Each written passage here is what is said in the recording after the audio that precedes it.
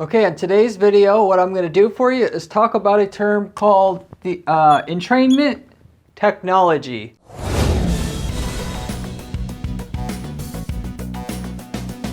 And what entrainment technology is, in short, is it's psychological manipulation in a technological form that can be used for good or bad purposes, or depending on your beliefs, for no good purposes. Let you be the judge after you're hearing kind of more so what it is.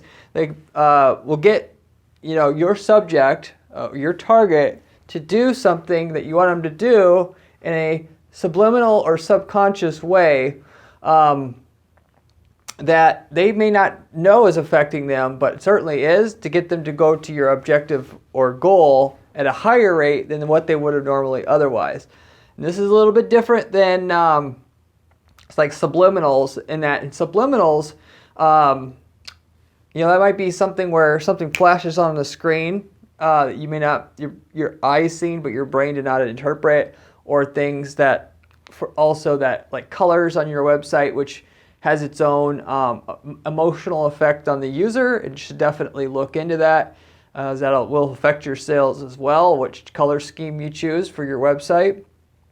Like black being something that is more mysterious and sometimes works for some products, and I've used it before with great success.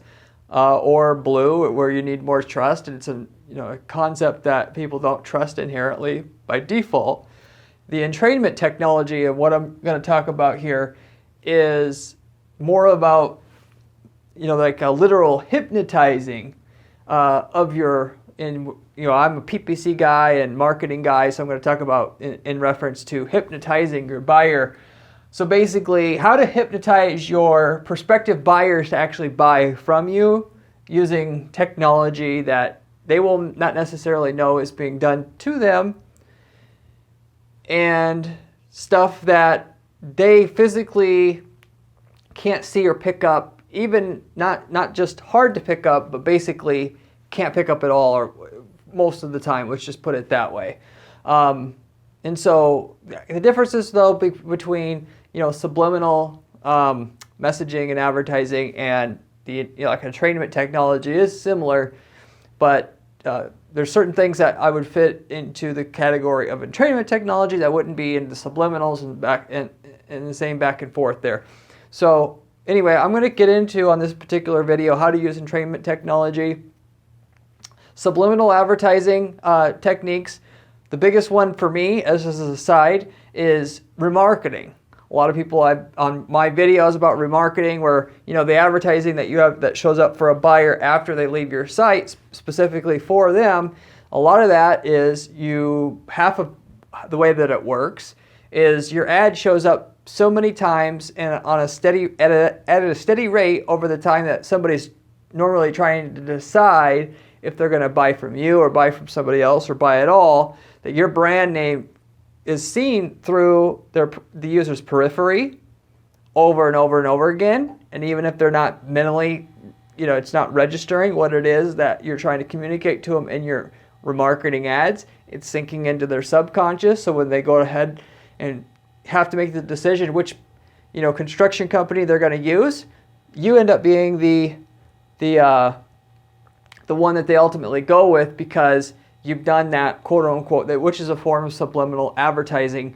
Of course, you can, the most famous or common one that people have talked about or heard of about subliminals is like the old movie theater experiment, where they tried to put, you're thirsty as far as text on the screen and during a movie to get more, for a movie theater to get more purchases of popcorn and pop, and it actually did work. And technically that's been outlawed, but I can tell you for a fact people are using it.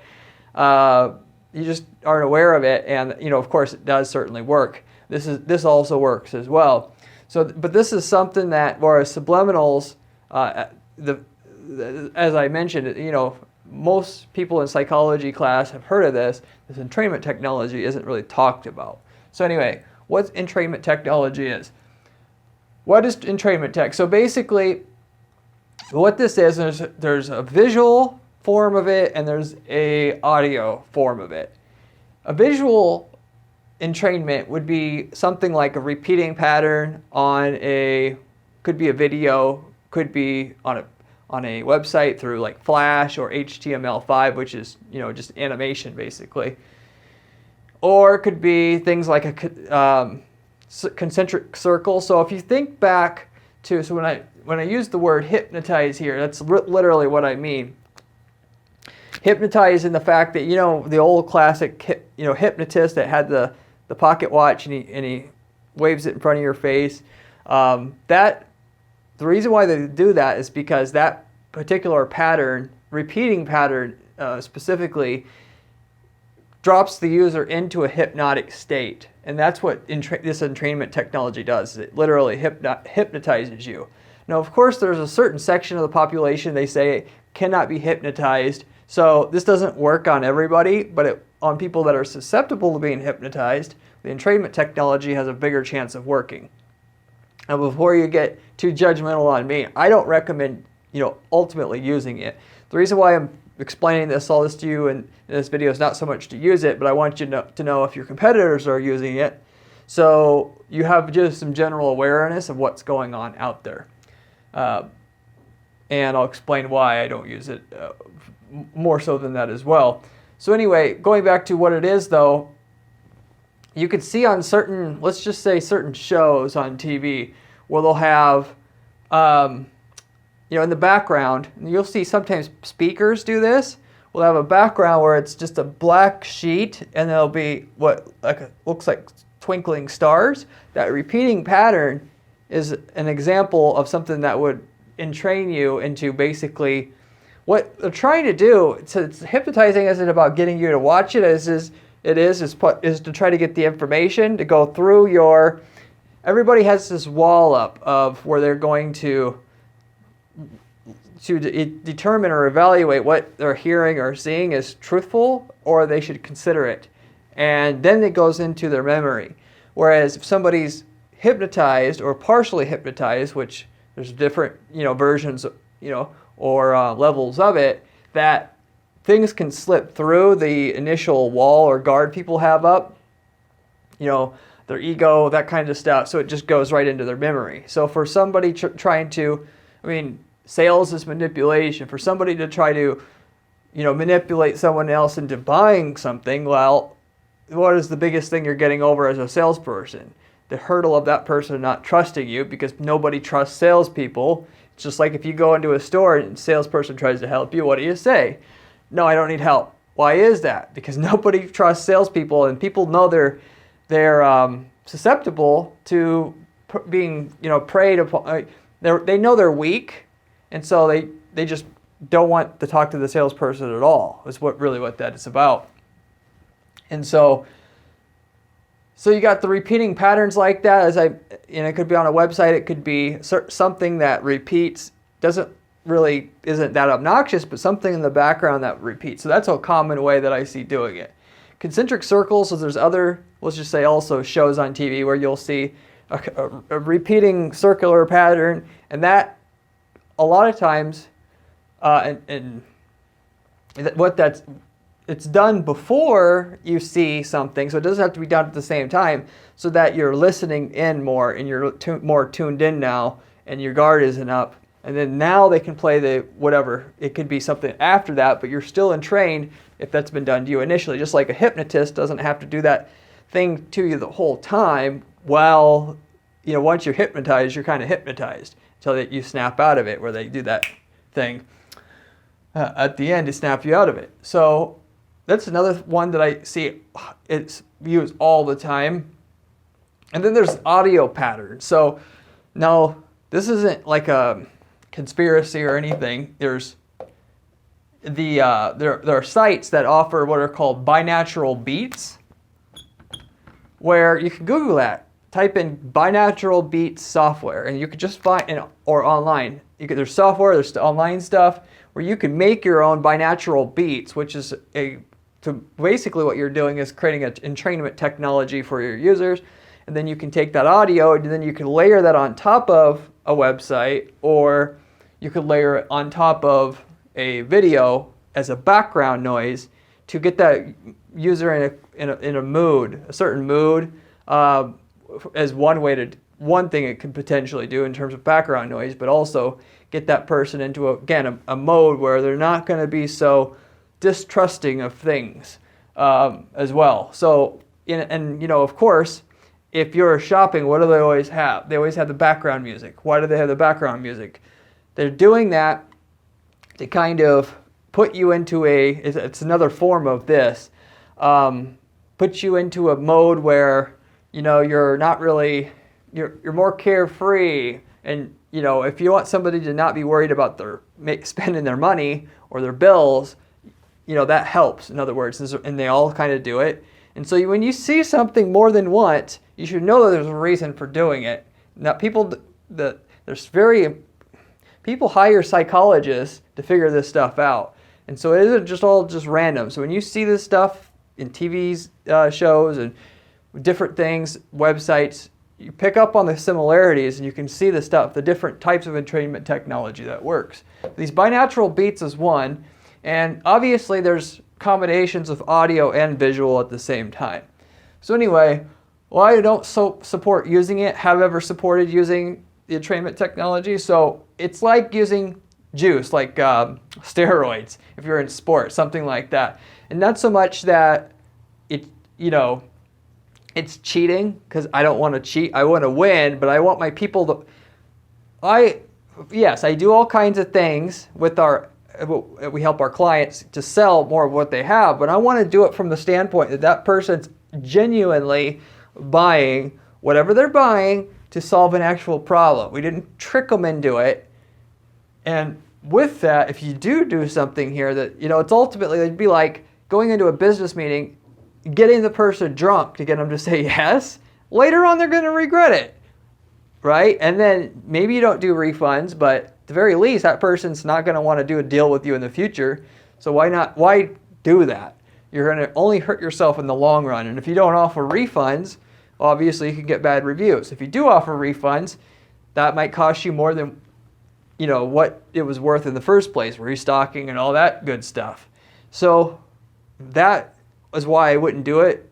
Of course, a lot of people do it, and they obviously it's working for them. They wouldn't be doing it, and you'll notice that if you see it around. And then, of course, it's just my morals and ethics. I don't, let alone it just being a bad business decision for me in terms of, if you look at the whole picture, so to say, and I'll just leave it at that.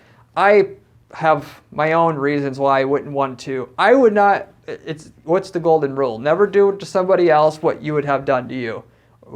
So I wouldn't want somebody using this stuff on me. So therefore, I'm not going to use it. Okay, simply put. Anyway, how to tell if someone, maybe a competitor is using it? Like I mentioned, just be aware of this stuff. Competitors using it against your prospective customers. And ultimately, because that affects your ability to get customers, and just like if your competing team you were going against, they were all juiced up on steroids, you'd want to know about it, right? So that's why I'm telling you. So, of course, the easy one, if you feel a certain way, like every time that you go to their website or go to watch a video even that they have, you just emotionally feel happy, or sometimes people sell through fear. Do you feel scared? And the way that you could tell is not so much during it, but when you shut the video or turn the website off, your feeling will just go away. That's how you can tell it's being used, specifically. You, of course, B is hear or see unnatural, non-random patterns in the video or site itself. So obviously I give you examples of the repeating patterns and sounds and so on and so forth, what that'll be like. As far as like the sounds, I didn't really mention it, but it'll be you actually can hear it. It'll, like almost like a fan in the background. And there's no real purpose of it. So if you're watching something and then there's sound going on, like layered on top of the speech, and there's a sales script there, that's usually what that is. So, visuals, it's usually repeating, just a simple way to put that. And as far as sound goes, It's the way that I just described it. It sounds like it's consistent and it's layered over other sound that, you know, that legitimate seems like it should be there, but then there's other sound added in. So there's multiple consistent effects, one of which is your entrainment, one of which is supposed to be there for the selling part of it. And that is consistent throughout the whole video or a certain part of it. With that sound, it's also repeating. So it's not just a certain sound, and it's usually consistent. So what I'm trying to describe here is it's woo, woo, woo. It's not woo, woo. It's consistent for either part or all of that video, and it's also done on top of other things that you should be paying attention to that doesn't make any sense in terms of conveying the information that you're supposed to be getting from that particular website or video. See, their content shows more views than your videos do for no apparent reason. So because that's what the algo actually wants. So as I've actually wrote here, the same thing that the YouTube algo wants is the same thing that will bring you money. Watch time equals views equals more sales of your product or service. So the algorithm, YouTube algorithm, they don't understand what, you know, any of this stuff is. They don't understand anything. Only their algorithm's built a certain way to get the good content that people, and the main thing is watch time. To get the stuff with high watch time to the surface. Well, if you're using entrainment technology, you're going to have more watch time, therefore you're going to have more views. And so you can't see someone's watch time, but you can see their views. And if you say the content doesn't make sense, and now you hear this sound layered over the video, and they have a lot of views. Now you could put, you know, there's two elements there you can put together and check to give you your confidence that you know that they're using something like that. You know, of course, on the visual side, the same thing. So, you know, ultimately, it's gonna give them an unnatural advantage. And so, obviously, if they have it, there's nothing you can do. And I don't believe you could call them out on anything either. There's no actual laws against this, as far as I know, up to date in 2021, like there is with subliminal advertising. And more people are using this than you think. There's lots of people, actually. But if you're losing, you should know, even if your videos are the same, you're going to have to do something else. If your competitor is using steroids, what can you do? Okay, let's look. If you remember the movie Moneyball with Brad Pitt, it was the Boston Red Sox, and they revolutionized the game of baseball within the last couple decades, where everybody, the team, the franchise would buy, you know, players and pay players that hit a lot of home runs and more money ultimately than they were worth for what the value of those home runs were to the team. So with that said, they eventually found through statistics and an algorithm in terms of what was the best value in terms of per dollar of money, in terms of the how much they're able to spend for players that they have on their budget or whatever, that on-base percentage was the metric that was the most valuable in terms of what it took to be able to win a championship, win a series, whatever.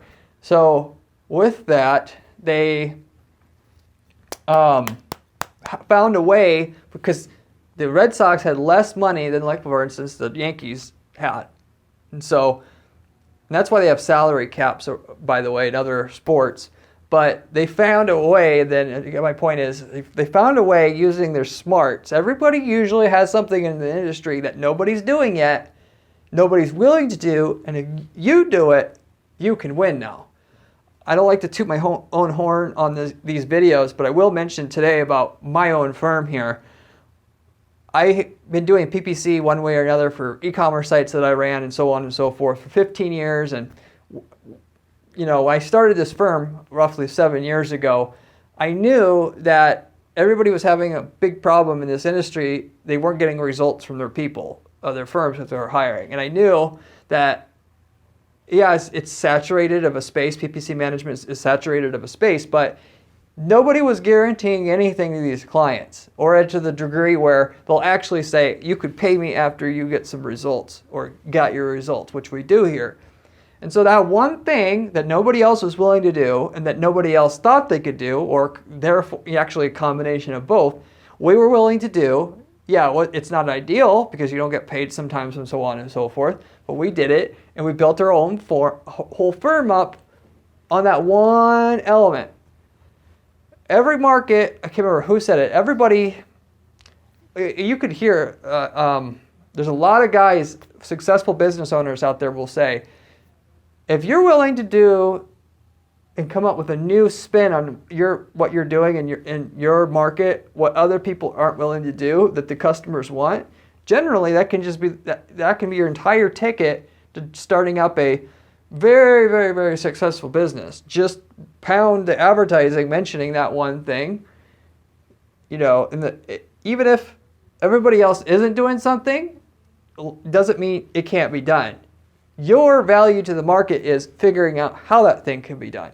We had to be able to figure out how to be able to guarantee a service and still be able to make it work for us, and we did that. It took a long, long, long time. It's not easy. There's a reason why other firms don't guarantee any results.